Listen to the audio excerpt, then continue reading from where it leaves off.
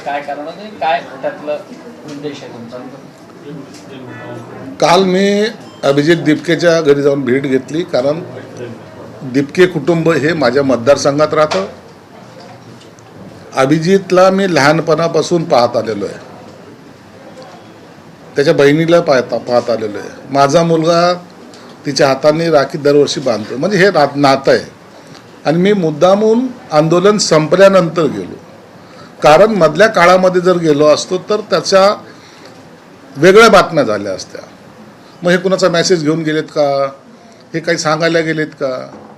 म्हणून एक आपलं त्यांचं माझं असलेलं नातं, की एक तर ते माझे मतदार पण आहेत, माझ्या मतदारसंघातले आहेत, माझे जवळचे आहेत, नातेवाईक आहेत. आणि मग हे सर्व आंदोलन झाल्यानंतर त्यांचं विचारपूस करणं हे मला गरजेचं वाटत होतं. आपण त्यांना विचारलं पाहिजे होतं. ते माझ्या प्रत्येक कार्यक्रमामध्ये येतात, मी त्यांच्या प्रत्येक कार्यक्रमात जातो, आणि अशा वेळेला गेलो नाही तर त्यांनासुद्धा बरं वाटणार नाही, म्हणून मी काल गेलो होतो. तुम्ही पाहिलं असेल, दिपकेंनी सुद्धा हे सांगितलं की मला सगळ्याचे फोन येत होते, इवन भाजपचे सुद्धा फोन येत होते, पण तुमचा फोन आला नाही ही खंत माझीसुद्धा मनात होती. परंतु आज तुम्ही आल्यामुळं मला ते बरं वाटलं. हे दिपकेचे शब्द आहेत. म्हणून त्या कुटुंबाबद्दल असलेला आमचा प्रेमाचा जो काही संबंध आहे त्याचा आणि राजकारणाचा कुठेही संबंध नव्हता. नाही, पण तुम्ही फोन केला नाही म्हणून त्यांनी कपिल सिब्बल यांची भेट घेतली असं म्हणायचं का मग? कारण अर्धा तास त्यांच्यात पण चर्चा झाली आणि त्यांना खासदारकीची पण ऑफर काँग्रेसकडून देण्यात आली, अशी पण दबक्या आवाजात चर्चा झाली. कपिल सिब्बलची त्यांची भेट का झाली, कशी झाली याबद्दल मला कल्पना नाही आहे. परंतु आजही त्यांच्या वडिलांचं, आईचं असं मत आहे की दिपकेने आंदोलन केलं, तो भावनिक झाला, कॉक्रोच पार्टीचं निर्माण झाला, परंतु त्यांनी नोकरी करावी, सुखात राहावं अशी त्यांची आईवडिलांची स्वतःची इच्छा आहे. राजकारणात येऊ नये, राजकारण हा त्यांचा विषयच नाही आहे. अभिजित दिपकेचा पण नाही आहे आणि त्यांच्या कुटुंबाचा पण नाही आहे. आता काही लोक त्याला बळजबरी ओढून राजकारणात उभं राहा असं जे काही सांगतायत, त्याचा निर्णय त्यांनी स्वतः घ्यायचा आहे. आणि त्याचा जो काही फायदा आहे, अभिजित दिपकेनं आंदोलन का केलं, त्याची कारणं काय होती, परंतु इतर लोकांना त्याच्यापासून काय राजकारण करता येईल का याच्याकडे सगळ्याच्या उड्या पडलेल्या आहेत. आंदोलन झालं एकीकडं, पेढे वाटतात एकीकडं, असाही प्रकार महाराष्ट्रामध्ये घडायला लागलेला आहे. मला वाटतं हे मला ते दुर्दैव आहे. विद्यार्थ्यांनी त्यांच्या ताकदीवर यशस्वी केलेले ते आंदोलन होतं. आपल्या मातीतच असं काही आहे का की त्या ठिकाणाहून जे लोक निघतात ते दिल्लीचं देखील तख्त राखतात? महाराष्ट्राची मातीच एवढी पॉवरफुल आहे, ते दिल्लीचं काय जगाचं नेतृत्व सुद्धा करायच्या लायकीचे आहेत. म्हणून तुम्ही याबद्दलचं असं स्टेटमेंट मी तरी करणार नाही. परंतु एक निश्चित आहे, मराठवाड्याने सुद्धा महाराष्ट्राचं नेतृत्व केलेलं आहे आणि महाराष्ट्राने देशाचं नेतृत्व केलेलं आहे. आणि मग असं शरद पवार साहेब काय महाराष्ट्रातलेच ना, यशवंतराव चव्हाण कुठलचे, हे सर्व आपल्या या भूमीमधून चांगले हिरे जन्माला आलेले आहेत. आणि त्याचंच एक उदाहरण मला वाटतं दिपके पण असावं. सर, संजय राऊतांनी मोठी टीका केली आहे. या पूर्ण आंदोलनामध्ये भाजपा एकता पडला, शिवसेना आणि राष्ट्रवादींनी साथ दिली नाही. संजय राऊत हा डोक्यावर पडलेला माणूस आहे. तुम्ही त्याच्या स्टेटमेंटवर आमचं तर प्रतिक्रिया घेतच जाऊ नका. धर्मेंद्र प्रधान हा कोणत्या विभागाचा मंत्री होता, कोणत्या पक्षाचा होता, त्याच्यावर झालेली इंडिव्हिज्युअल टीका होती का नव्हती? पक्ष म्हणून त्याच्याकडे पाहिलं जात होतं ना, आणि त्याला सगळ्यांचा सपोर्ट होता. जेव्हा NDA सरकार असताना ह्या सगळ्या गोष्टी हा प्रत्येकजण आपापल्या अंगावर घेत असतो. ही काय इंडिया आघाडी आहे का? राहुल गांधी एकीकडे चाललाय, हे एकीकडे चाललेत, ते आणखीन दुसरे भलतीकडे चाललेत. आता शरद पवार साहेब स्वतः म्हणले, मी दिलेल्या सल्ल्यामुळे हे आंदोलन चांगलं यशस्वी पार पडलं. आता हेच सल्ले द्यायला लागले ना, हेच एकमेकावर टीका करायला लागले. आणि संजय राऊतला स्वतःचा पक्ष हायलाईट कसा करायचा, स्वतः हायलाईट कसं व्हायचं, यासाठी ते असे उदाहरण ते देत असतो. म्हणून त्याला आम्ही सिरीज घेत नाहीत. NDA सरकार हे मजबूतीने आहे, सगळेजण बरोबर आहोत आम्ही, आणि आम्ही पंतप्रधानांच्या भूमिकेला आमचा पाठिंबा असतो. उद्धव ठाकरेंनी ओमराजेंवर टीका केली जेव्हा ते तुमच्या पक्षात आले, पण आता ओमराजेंनीच उद्धव ठाकरे यांना वाढदिवसाच्या शुभेच्छा दिल्या. त्यांचा वाढदिवस तुम्ही त्यांना शुभेच्छा देणार आहात? बंडू जाधव यांनी पण दिलेले आहे. मी सुद्धा उद्धव ठाकरे साहेबांना दीर्घायुष्याच्या शुभेच्छा देतो. त्यांच्या हातून महाराष्ट्राच्या भल्यासाठी चांगलं काम हो, त्यांच्यावर कोणती इडापिडा येऊ नये आणि संजय पिढा तर मुळात येऊ नये असं सुद्धा मी त्यांना शुभेच्छा देतो. या सगळ्या पिढ्यापासून त्यांनी दूर राहावं आणि भविष्यामध्ये महाराष्ट्राच्या जनतेसाठी, महाराष्ट्राच्या कल्याणासाठी, शेतकऱ्यांच्या हितासाठी आम्ही घेतलेल्या चांगल्या भूमिकेबरोबर त्यांनी सुद्धा आम्हाला सुद्धा सहकार्य करावं. सेना भवन बाहेर बॅनर लागले की वाघ मातोश्रीत बसले, ज्यांना जायचे त्यांनी जावं. वाघ मातोश्रीत बसले, ज्यांना जायचं त्यांना जावं म्हणजे काय? मला याचा अर्थच कळाला नाही. स्वतःला जर वाघ म्हणून घेत असेल तर ते कुठं बसायचे ते त्यांनी ठरवायचं ना. सर, संजय राऊतांनी असंही म्हटलेलं आहे का लुईसवाडीमध्ये येऊन आम्ही युवक येऊन लुईसवाडी म्हणजे तिथे एकदाशी राहतात तिथे येऊन आम्ही जल्लोष होत नाही, तुम्ही जरा गप्प बसा, शिंदेना हे म्हटले. आता हे यांचं जे नाही सगळं उलटं चाललेलं आहे. म्हणून मी तुम्हाला सांगितलं ना, युपीमध्ये पोरग पैदा झालं आणि आता महाराष्ट्रात पेढे वाटायला लागलेत. आंदोलन कुणी केलं? दिपकेंनी, सगळ्या युवकांनी. त्यांचा कोणत्या पार्टीचं बॅनर होतं का त्यांचं? ते त्यांचं तर इंडिव्हिज्युअल होते. हे एक दिवस स्टेजवर गेले काय ह्यांना वाटतं की आंदोलन ह्यांनीच चालवलं. अरे तुमचा ना आंदोलनाचा संबंध काय हे तर सांगा. पण जेनजींनी केलेल्या आंदोलनाचा फायदा राज ठाकरे उद्धव ठाकरे घेतात असं म्हणायचं का, आणि त्याचा फायदा होईल का त्यांना? मग त्याचा अर्थच मी ते सांगितलं ना. आंदोलन केलं एकाने, पेढे वाटतं एक जण. आता आम्ही ठाण्यात जाऊ, मग पुण्यात जाऊ, मग मातोश्रीला येऊ. असा जो तुमचाच काय राऊंड मारायचा जो आहे त्याचा ना आंदोलनाचा काही संबंध नाही. तुम्हाला कोणाचा पाठिंबा नाही आहे आणि कोणी येऊन तुम्हाला सांगतही नाही. सगळेजण तुम्ही उद्या जल्लोषामध्ये सामील व्हा. सगळ्या पक्षांचं आवाहन करतो की तुम्ही या. कोणताही झेंडा नसेल, तिरंगा हातात घेऊन या, पण भाषण दोघंच करतील. ही कोणती नीती हो? म्हणजे सगळ्या पक्षांनी यायचं आणि भाषण दोघांनीच करायचं. स्वतःचं दुकान चालवण्यासाठी कालचा झालेला कार्यक्रम आहे. सर, ह्या पूर्ण प्रकारामध्ये ह्या आंदोलनामुळे इंडिया आघाडी वाढली आहे आणि एनडीएवरती थोडा दबाव येऊ शकतो. जे विरोधक आहेत ते जागरूक झाले की विरोधक चार्ज झाले असं बोललं जातं. या आंदोलनामध्ये इंडिया आघाडीचे काही नेत्यांनी आपली पोळी बाजून घेण्याचा प्रयत्न जरूर केला. मग ते राहुल गांधी असतील, इतर नेते असतील. आपली प्रेझेंटी असली पाहिजे म्हणून त्यांनी त्या आंदोलनाचा फायदा घेण्याचा प्रयत्न केला. परंतु देशातला युवक हा एवढा मजबूतीने उभा राहिला होता. त्यांनी या नेत्याला कुठेही थारा दिला नाही. या नेत्यांच्या भरोश्यावर त्यांनी आंदोलन केलं नाही किंवा या आंदोलनाला आम्हाला काहीतरी तुम्ही मदत करा अशी भीकही त्यांनी मागितली नाही. म्हणून खऱ्या अर्थानं इंडिया आघाडीचे लोकच स्वतः कटोरा घेऊन त्यांच्याकडे भीक मागायला गेलेले होते. आणि हे फायदा घेण्याचं काम आता जर तुम्ही पाहत असाल तर विद्यार्थ्याच्या नावावर स्वतःचं राजकारण करण्याचं याने ठरवलेलं आहे.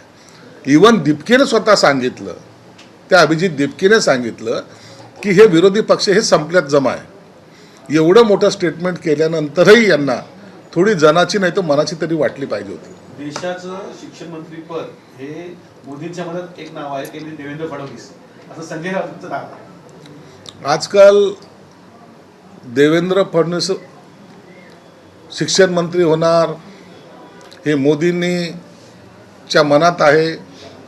आता हे याच्या संजय राऊतच्या कानात कधी सांगितले हे आम्हाला माहीत नाही.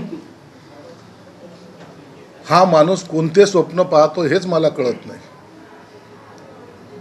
मोदींनी यांना काही सांगितलंय का? परंतु मन की बात खऱ्या अर्थानं आता संजय राऊत बोलायला लागलेला आहे. इतकाही जवळ तो आणखी नाही आहे मोदी साहेबांच्या, जे तुला काही सांगतील. म्हणून जे जे फेकता येईल ते फेकण्याचा प्रयत्न संजय राऊत करत असतो. आणि जसं काही आत्तापर्यंतचे भविष्य त्याचे सगळे मातीमोल झालेले, एकही भविष्यवाणी त्याची खरी ठरलेली नाही. तशी ही भविष्यवाणी मला वाटतं खरी ठरणार नाही. नीट परीक्षेमध्ये कमी मार्क मिळाल्यामुळे एका विद्यार्थ्याने आत्महत्या केली, एका विद्यार्थ्यांनी घर सोडलं. कसं होतं सर? हे बघ, हे दुर्दैवी घटना आहेत. नीट परीक्षाच काय, 10वीच्या परीक्षेमध्ये सुद्धा मार्क कमी पडल्यानंतर 12वीला सुद्धा कमी पडल्यानंतर विद्यार्थी आत्महत्या जेव्हा करतो त्या टायमाला सगळ्यांनाच समाजात घटकातील प्रत्येकाला याचं वाईट वाटतं. विद्यार्थ्यांना सुद्धा विनंती आहे की असे निर्णय घेत जाऊ नका. अशा निर्णयामुळे आपलं स्वतःचं कुटुंब उद्ध्वस्त होतं.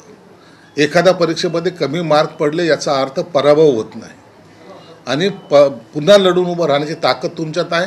आत्महत्यापासून तुम्ही दूर राहा असं आमची सुद्धा त्यांना विनंती राहील. यवतमाळमध्ये कर्जमाफीच्या लिस्टमध्ये नाव नसल्यामुळे शेतकऱ्यांनी आत्महत्या केली. थोडासा संयम ठेवून जर ह्या गोष्टी जर पाहून घेतल्या असत्या ना तर ही आत्महत्या करायची वेळ येणार नाही. परंतु अशा घटना घडल्यानंतर त्याला दुर्दैव हाच एक शब्द आहे. लाठीचार्जचा जबाबदार कोणाची असं राहुल गांधी सरकारने टीका केली. तो लाठीचार्ज केलाय लाठीचार्जची जबाबदारी कुणाची? तिथलच्या दिल्ली पोलिसांची की त्यांना आदेश देणाऱ्यांची? त्यांना आदेश कुणी दिला होता, काय दिला होता याबद्दलची माहिती आमच्याकडे तर नाहीच आहे. परंतु सरकार जर विदाऊट आदेशाचा जर लाठीचार्ज जर झाला असेल तर त्याची चौकशी करेल. पण सर, राष्ट्रवादीत काही महत्त्वाच्या घडामोडी घडणार असं बोललं जाते, कारण शरद पवारांची राष्ट्रवादी येत्या काही दिवसांमध्ये सत्तेत सामील होईल असं देखील बोललं जाते. मोदींसोबत शरद पवारांची जी चर्चा झाली या संदर्भातली होती अशी माहिती सूत्रांकडून मिळते. काही पडद्यामागे महत्त्वाच्या मोठ्या घडामोडी घडत आहेत. अहो, शरद पवार साहेबाचा स्वभाव महाराष्ट्राला का देशाला माहिती आहे ना. जास्त दिवस तो एका पक्षाबरोबर युतीमध्ये टिकत नसतात. त्यांना कूस बदलण्याची सवय आहे हा देश जाणतो. म्हणून उद्या शरद पवार साहेबांनी जर काही जर निर्णय घेतला तर त्यात आश्चर्य मानण्यासारखं काहीच नाही आहे. सध्या राष्ट्रवादी स्वतःसाठी एक प्लॅटफॉर्म शोधते किंवा जागा शोधते आणि त्या संदर्भातली सकारात्मक चर्चा पण होते. बऱ्याच एकनाथ शिंदेसोबत सुद्धा ही चर्चा झाल्याची माहिती आहे सूत्रांकडून. महाविकास आघाडी महाराष्ट्रातली आता अस्तित्वात राहिलेली नाही हे आपण पाहत आहेत. काँग्रेस त्यांच्याबरोबर नाही आहे, राष्ट्रवादी त्यांच्याबरोबर नाही आहे, उभाटा वेगळेच चालत आहे. म्हणून उद्या शरद पवार साहेबांनी जर काही निर्णय घेतला तो त्यांच्या पक्षाच्या हिताचा असेल आणि त्यांनी निर्णय घेणं म्हणजेच राजकारणाला दिशा देणं असा एकंदरीत अर्थ महाराष्ट्रामध्ये लावला जातो. महाराष्ट्रामध्ये उद्या ज्या काही घडामोडी होतील त्याच्यामध्ये एक प्रमुख शरद पवार साहेब सुद्धा असतील हे मात्र निश्चित आहे. सर, सिल्लोड आणि सोयगाव विधानसभा मतदारसंघामध्ये शासकीय कामांसाठी ज्या त्या अधिकाऱ्यांच्या माध्यमातून पैसे मागितले गेले, त्यामुळे अब्दुल सत्तार चांगले संतापले होते अधिकाऱ्यांमध्ये. कसं पाहता शासकीय कामासाठी अधिकारी पैसे मागतात? ही काही पहिली घटना नाही आहे. शासकीय अधिकारी पैसे मागतच नाही असं कोणी ठामपणे सांगू शकत नाही. आणि जर याच्यावर जर एखादा आमदार भडकला असेल तर ते काही गैर पण नाही आहे. तुम्ही शासकीय कर्मचारी आहात, तुम्हाला काम चांगल्या पद्धतीने करून घेणं, क्वालिटीचं करून घेणं एवढा तुमचा अधिकार आहे. पैसे मागून जर तुम्ही इतरांसारखे दलाली करत असाल तर मला वाटतं त्यापेक्षा शासनाची नोकरी सोडून तुम्ही दलाली करणं केलेली बरी. साहेब, सामाजिक सलोखा बिघडण्याचं एक वक्तव्य आनंदराज आंबेडकरांनी केलेलं आहे. 3.5% वाले लोकांचं राज्य आहे, आम्हाला न्याय मिळत नाही असं आनंदराज आंबेडकर ज्या पक्षाची तुमच्यासोबत युती आहे. आनंदराज आंबेडकरांनी मांडलेलं हे त्यांच्या पक्षाचं मत आहे. त्याबद्दलचं जे त्यांनी विचार मांडले तो त्यांचा अधिकार आहे. म्हणून आम्ही त्यांच्यावर भाष्य करणार नाही. सर, हिंदी में जानना चाहेंगे, जिसके परिवार से आप मिले थे, आपने कहा आप उस प्रोटेस्ट के बीच आप मिलने नहीं गए क्योंकि उसके कई मायने निकाले जा सकते थे, लेकिन अब मिलने के बाद क्या कहेंगे?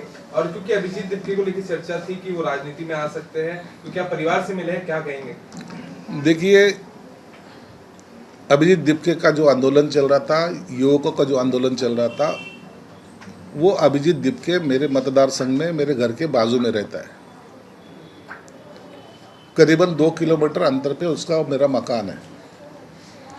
लेकिन आंदोलन के वक्त किसी के घर पे जाना, उनसे कुछ बात करना, सहानुभूतिपूर्वक भी अगर बात करेंगे तो लोग उसका अलग अर्थ निकालते हैं कि ये कहीं दबाव डालने के लिए गए क्या, ये कोई उनको और कोई मैसेज लेके गए क्या. इसलिए मैं उस दिप्के परिवार से जो मेरे संबंध बहुत सालों से 25 साल से संबंध है मेरे, ये अभिजीत दिप्के बच्चे से लेके बड़ा हमारे सामने हुआ है, इसलिए इतने अच्छे रिलेशन उनके हमारे हैं. तो इसलिए वो टाइम में जाना उचित नहीं समझा. आंदोलन जैसे ही समाप्त हुआ मैं उसके घर पे जाके उनके माताजी और पिताजी से बात भी किया. एक अच्छी सी बात हमारी हुई. वो आज भी उसके माता पिताजी ये नहीं चाहते कि वो पॉलिटिक्स में रहे, और खुद अभिजीत दीपके भी नहीं चाहता। वो भी चाहता है कि मैं मेरी नौकरी करूं। जो आंदोलन मैंने किया था कुछ वजह से किया था, कुछ हक के लिए किया था, और सरकार ने उसकी सब बातें मान भी ली है। ऐसा नहीं है, इतना बोस्टन छोड़ के यहाँ आने के बाद भी वो भी इस आंदोलन में सक्रिय रहा, इसलिए उसको तो क्रेडिट थोड़ा जाता ही जाता है। लेकिन सरकार ने भी अच्छी भूमिका ली। इसके लिए मैं दीपकी के घर पे गया था, उनसे बहुत सारी बातें उनसे शेयर भी किए, उन्होंने भी उनकी बातें मेरे से शेयर की। ये माहौल राजकारण से अलग जिसको कहते हैं वो था। सर, एक तरफ तो विपक्ष खुद क्रेडिट के लिए लड़ रहा है आपस में, कांग्रेस, सपा, आम आदमी पार्टी, और दूसरी तरफ संजय राउत सत्ताधारी पे ही आरोप लगाते हैं कि भाजपा के साथ एनसीपी या शिवसेना जो है वो खड़ी नहीं रही ऐसी परिस्थिति में। देखिए, ये जो लोग हैं ना, संजय राउत जैसे लोग, ये दोनों तरफ से अपनी ढोलकी बजाते रहते हैं, उनको कोई लेन देन नहीं है। वो दीपके का आंदोलन अलग चीज थी, ये क्रेडिट लेने गए। अच्छा बताइए, आपके पार्टी के कौन लोग थे वहां? जाके स्टेज पे खड़े रह के वापस आना मतलब बहुत कुछ काम किया, ऐसा होता है क्या? कांग्रेस वाले वैसे ही गए। ये लोग उसको पॉलिटिकल कलर देना चाहते थे, ये आंदोलन का क्रेडिट वो लेना चाहते थे, लेकिन सौभाग्य ये रहा कि उससे उनको वो क्रेडिट नहीं मिल पाया। वो सिर्फ युवा को गया, युवा ने आंदोलन चला। यही खबरें आपके माध्यम से सब तरफ आती है। अब हमने और राष्ट्रवादी ने बीजेपी के साथ थे या नहीं थे, ये कहने वाले आप कौन होते? हम एनडीए सरकार में हैं, हम जवाबदार लोग हैं, हम मोदी जी के साथ में ही थे, साथ में ही है और साथ में ही रहेंगे। संजय राउत ने दो और बातें कही है। उन्होंने कहा है कि अब एकनाथ शिंदे के जो थाने वाले घर उसके सामने भी एक जल्लोष सेलिब्रेशन किया जाएगा, और दूसरा वो प्रेडिक्ट कर रहे हैं कि देवेंद्र फडणवीस जो है वो अगले शिक्षा मंत्री हो सकते हैं। आंदोलन कहाँ था? युवकों का हुआ कहाँ? जंतर मंतर पे। देश भर में से नहीं, वर्ल्ड में से लोगों ने उसको सपोर्ट भी किया। इनका उनका कोई संबंध है? कुछ नहीं। अब इनकी राजनीति शुरू हुई। अब एकनाथ शिंदे साहब के घर के सामने आनंद उत्सव मनाने जा रहे।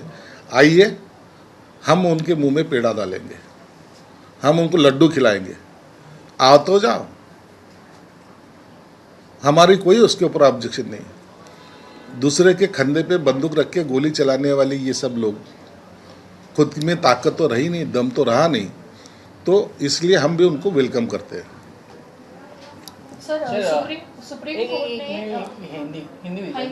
सुप्रीम कोर्ट ने चंदा चोरी के मामले को लेकर एसआईटी गठित की है। इस पूरे मामले को कैसे देखते हैं? सॉलिसिटर तुषार मेहता भी वहां पर रहेंगे। सुप्रीम कोर्ट ने एक बड़ा ऐतिहासिक निर्णय इस बारे में लिया है। एसआईटी का अगर गठन होता है तो जो लोगों की भावना राम मंदिर के बारे में है, ये चंदा चोरी के बारे में जो उद्रेक उनके दिल में था, उसका सुप्रीम कोर्ट ने दखल लिए, और मुझे लगता है ये बड़ी बात है। इसके वजह से अब जो उसमें शामिल थे वो सबको अंदर जाना पड़ेगा। सर, दो सवाल है। एक तो आपने दीपके से मुलाकात की, क्या कोई ऑफर आपने उनको दी कि कांग्रेस ने भी उनको लोकसभा के लिए ऑफर दी, ऐसी चर्चा चल रही है? देखो, हमने दीपके को ना कोई ऑफर दी है, ना कोई वहाँ उनके घर पे जाके राजनीति की बातें की है। ये हमारी पारिवारिक जो बातें होती है उतनी बातें हमने उनसे की। उनके बेटे की पूछताछ मैंने उनसे की, उनके घर की पूछताछ की, उन पे कोई और कुछ संकट या तो और कोई किसी का दबाव है क्या, ये उनसे बातें किए। मैंने कोई ऑफर ना दी और ना पॉलिटिकल बात की। कांग्रेस को ऐसे लोगों को उठा के खुद का कद बढ़ाने की ज़्यादा ज़रूरत थी है, और वो चाहते हैं कि कैसा चेहरा हमको मिले। लेकिन एक बात ख्याल में रखो, अभिजीत दीपके इनके साथ कभी नहीं जाएगा। दूसरी बात यह है कि ठाकरे भाइयों ने जिस प्रकार से आंदोलन किया, जेनजी का समर्थन उनको मिला, क्या इनको फायदा होगा आने वाले दिनों में? कहाँ उन्होंने आंदोलन किया है? इन्होंने आंदोलन नहीं किया, जश्न मनाने की कोशिश की। जश्न ऐसे वक्त जो होता है जहाँ विद्यार्थियों का आंदोलन सक्सेस हुआ, विद्यार्थी तुम कहीं भी बुलाते ना तो उसी जल्लों से जाते थे। उन्होंने वहाँ बुलाया, खुद ने उन्होंने स्पीच दी। उनको लगता है कि इसकी वजह से अपने कुछ पार्टी में बढ़ोतरी होगी, ऐसा नहीं होगा। विद्यार्थियों समझदार है, वो बहुत होशियार है। कौन अपना यूज़ कर रहा है या तो कौन अपने को यूज़ करके ले रहा है, ये विद्यार्थी जानते हैं, इसलिए उनको इसका कोई बेनिफिट नहीं मिलेगा। सवाल ऐसा है कि महाविकास आघाड़ी है या नहीं है, इसको लेकर काफ़ी सस्पेंस बना हुआ है, क्योंकि शरद पवार मोदी जी को मिल रहे हैं, या फिर राज उद्धव ठाकरे एक साथ है। देखिए, महाविकास आघाड़ी एक साथ नहीं है, ना इंडिया आघाड़ी है। आप कुछ दिन में देखेंगे इनके सबकी शक्लें उड़ चुकी होगी, और आने वाले कुछ ही दिनों में यह अधिवेशन के बाद राजनीतिक भूकंप जरूर देश में होगा। सर, वंदे मातरम बिल जो है आज राज्यसभा में पेश होना था, जिसे वंदे मातरम की कोई भी उसे उल्लंघन करेगा या वंदे मातरम का उपहास करेगा, उसके लिए बिल आ रहा था। उसे लेकर कांग्रेस लगातार हमलावर है, वो कह रही है ऐसी बिल की जरूरत नहीं है। देखो, कांग्रेस क्या कहती है, कांग्रेस की क्या राय है। कांग्रेस ने हमेशा अंग्रेजों की नीति अपनाई है, जाति भेद करके राज करना जैसे अंग्रेजों ने किया है वैसा कांग्रेस ने भी की है। इसलिए वो दरार वो आज भी कायम रखना चाहती है। इसलिए वंदे मातरम को विरोध करेंगे, 370 को विरोध करेंगे, समान नागरिक कायदा को विरोध करेंगे। ये उनकी हमेशा भूमिका रह चुकी है। इसलिए उनके भूमिका को हम ज़्यादा अहमियत न देते हुए जो अच्छा देश के हित में, वो बिल जरूर लोकसभा में आएगा। सर, दोन प्रश्न आहेत हेच की वंदे मातरम बिलाला काँग्रेसकडून जो आहे तो नकार असलेला बघायला मिळत आहे, वारंवार अपोज होताना बघायला मिळत आहे। नाही, वंदे मातरम असेल की 370 असेल, समान नागरिक कायदा असेल, या सगळ्या गोष्टीला काँग्रेसने विरोधच करता आलेला आहे। काँग्रेसने प्रत्येक वेळेला इंग्रजाची नीती अपनवलेली आहे। तोडो जोडो और राजनीती करो, आपने सत्ता चलाओ, हे जे काय त्यांचं धोरण होतं ते काँग्रेस इंग्रज गेल्यानंतर काँग्रेसने अपनवलेली आहे। कधी कोणत्याही समाजाला एका ठिकाणी न ठेवणं हीच काँग्रेसची नीती होती। आपसामध्ये लढवणं आणि सत्ता काबीज करणं, परंतु देशाच्या हितासाठी जे चांगले कायदे करता येईल किंवा चांगले बिल आणता येईल ते सरकार जरूर आणेल, आणि त्याला आमचा सर्वांचा पाठिंबा असेल। दुसरी गोष्ट, राम मंदिर मध्ये चोरी प्रकरणाला आता SIT गठीत केलेली आहे सुप्रीम कोर्टानं, तर याच्याकडे कसं बघताय? शिक्षा ही संबंधित व्यक्तीला होऊ शकते, लवकर होऊ शकते, काय वाटतं तुम्हाला?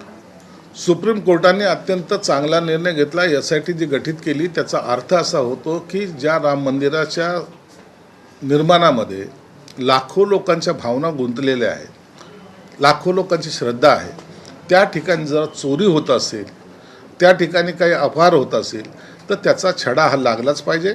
म्हणून SIT गठीत केल्यामुळं मला वाटतं जे चोर त्या ठिकाणी बसलेले होते, ज्यांनी चोरी केली त्यांना आता जेलची हवा खावी लागेल। आता त्यांना याच्यातून सुटका होणार नाही। चलो, थँक्यू सो मच। जरा जाऊ दे त्यांना।